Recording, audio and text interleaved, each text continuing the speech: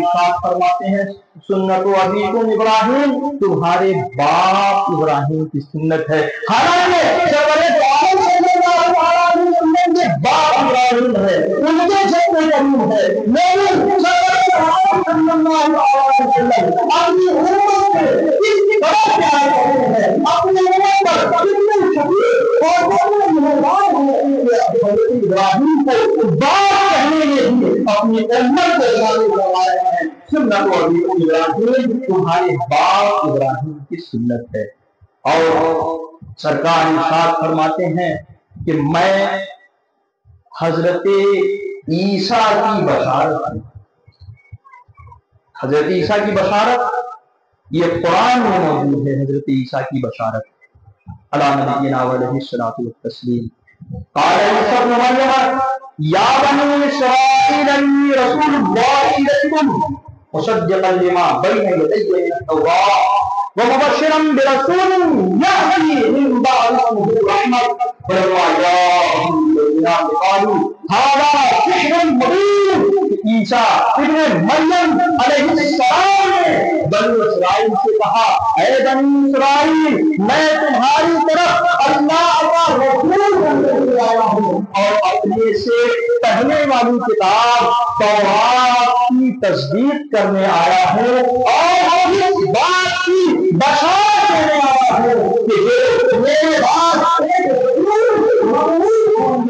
جن کا نام احمد ہوگا، مبشرا برسول یأتی من بعد اسمہ احمد، اور نبی کونین صلی اللہ علیہ وسلم کے یہ دو اسمیں اتنے مشہور ہیں کہ جو محمد اور احمد صلی اللہ علیہ وسلم، اور یہ دونوں سرکار کے اسم مبارک قرآن کریم میں موجود ہیں۔ محمد الرسول اللہ اس طریقے سے قرآن میں یہ اسم شریف موجود ہے، اور برسول یأتی من بعد اسمہ احمد، یہ بھی احمد کا اسم مبارک بھی قرآن کریم میں موجود ہے۔ تو حضرت عیسیٰ علیہ السلام نے اس کی بشارت کی کہ میرے بعد ایک رسول مبعوث ہوگا جن کا نام احمد ہوگا۔ فلما جاءهم بالبینات، قرآن کہتا ہے کہ جب وہ رسول روشن دلیل لے کر کے، معجزات لے کر کے، اللہ کا امام، اللہ کی نشانیاں لے کر کے جلوہ گر ہو گئے۔ فلما جاءهم بالبینات قالوا ھذا سحر مبین، تو ان لوگوں نے کہہ دیا یہ تو کھلا ہوا سحر ہے، یہ تو کھلا ہوا جادو ہے۔ فلما جاءهم بالبینات قالوا ھذا سحر مبین۔ حضرات محترم، جب ہمارے استاد بخاری شریف ہم لوگوں کو پڑھا رہے تھے تو اس وقت جب یہ باتیں آتی تھی،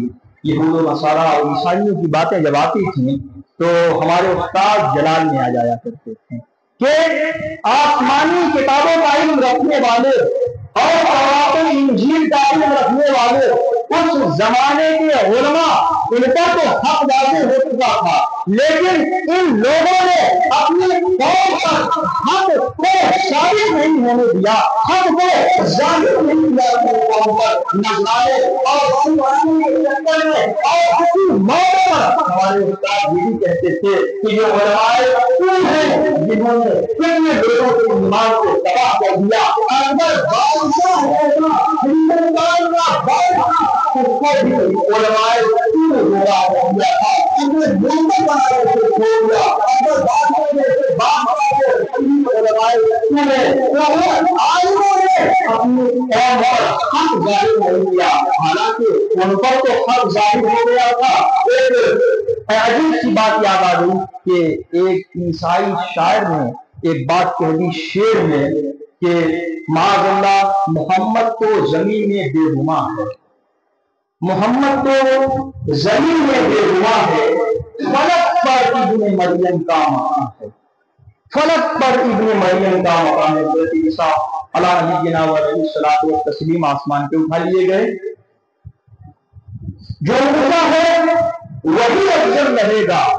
جو نیچے ہے بھلا افضل کہاں ہے۔ معاذ اللہ یہ بات ایک عیسائی شاعر نے کہی ہے اور اردو زبان میں کہی ہے، ظاہر سی بات ہے کہ ماضی قریب کی بات ہے، بہت زیادہ گزرے ہوئے زمانے کی یہ بات نہیں ہے۔ تو نبی کونین صلی اللہ علیہ وسلم کا ایک غلام ایک آدمی کھڑا ہوتا ہے، ان کا جواب دیتا ہے تراویح ہو جو پروی ہے جو جو نیچے ہے وہی پلہ گیا ہے۔ حضرات محترم ایک شعر میں اس عیسائی شاعر کا جواب سیدنا عالم صلی اللہ علیہ وسلم کے غلام نے دیا تو سرکار ارشاد فرماتے ہیں کہ میں اپنے باپ ابراہیم کی دعا ہوں اور حضرت عیسیٰ پیغمبر کی بشارت ہوں اور میں اپنی والدہ نازلہ حضرت سیدتنا آمنہ سلام اللہ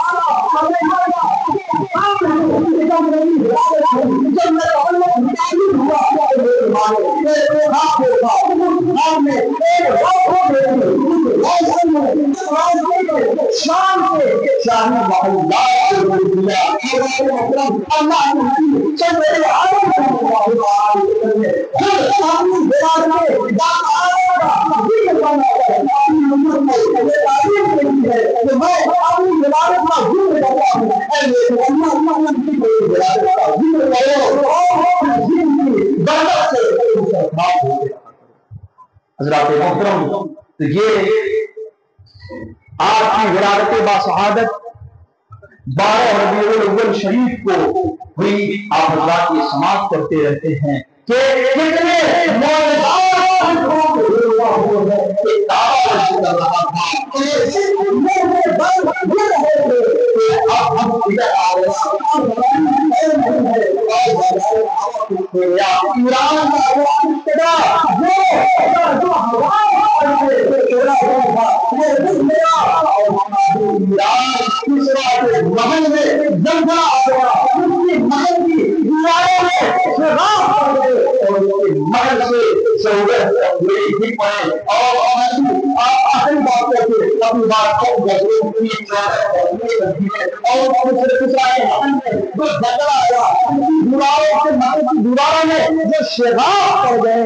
تو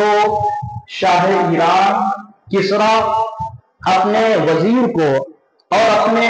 دربار کے بزرگوں اور قائدوں کو بلاتا ہے اور آسمانی کتابوں کا علم رکھنے والے علماء کو بلاتا ہے اور کہتا ہے کہ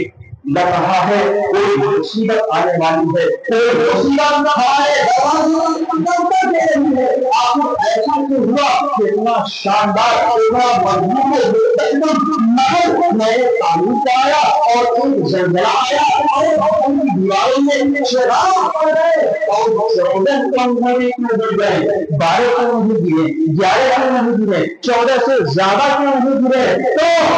بادشاہ شاہ ایران کسریٰ کے محل میں ان کے درباریوں میں وہ آسمانی کتابوں کا علم رکھنے والے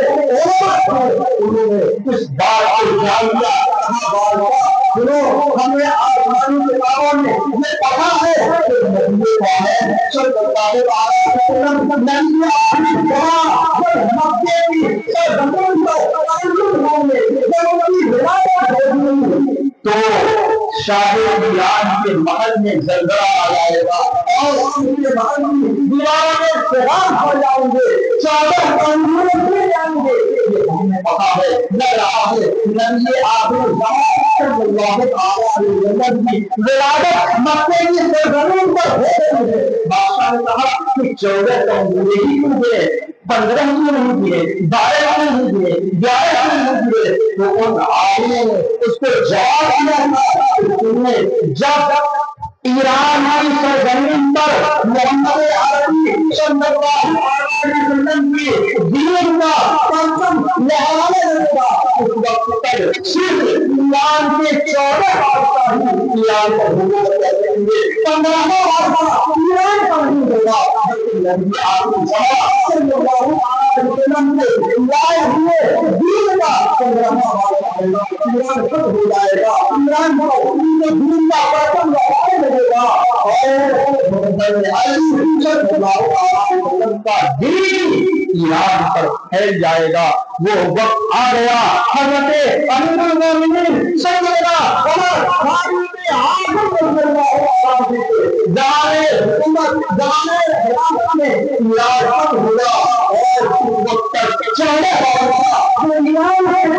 انہوں نے ایران پر حکومت ہے۔ 15واں بادشاہ ایران پر ہوا، بلکہ اللہ کے پیغمبر سیدنا عالم صلی اللہ علیہ وسلم کا جو عظیم صحابی عمر فاروق اعظم کے نام کو جانتی ہے۔ اسلام کا وہ بادشاہ ایران پر ایران کو فتح کر لیتا ہے، اور اس کی سلطنت کا دائرہ ایران کی سرحد ایران میں ہو جاتا ہے۔ 14 جمہوری اس لیے ہوئے تھے کہ صرف 14 بادشاہوں کو ایران کی حکومت کرنی تھی، 15واں بادشاہ کسرا نہیں ہونا تھا، اور کسرا ایران کے بادشاہوں کا لقب ہوتا تھا۔ جو بھی بادشاہ ہوتا تھا اسے کسرا کہا جاتا تھا۔ اسی طریقے سے روم کے بادشاہوں کو قیصر کہا جاتا تھا، قیصر روم، اور ایران کے بادشاہ کو کسرا کہا جاتا تھا، کسرا ان کا لقب ہوا کرتا تھا۔ تو 14 کسرا ہوئے، اور 15ویں کا نمبر نہیں آیا جیسا کہ آسمانی کتابوں میں ذکر تھا۔ اور ہم اس سے یہ بھی بات پتا چلتی ہے کہ نبی کونین صلی اللہ علیہ وسلم کا ذکر تو آسمانی کتابوں میں تھا،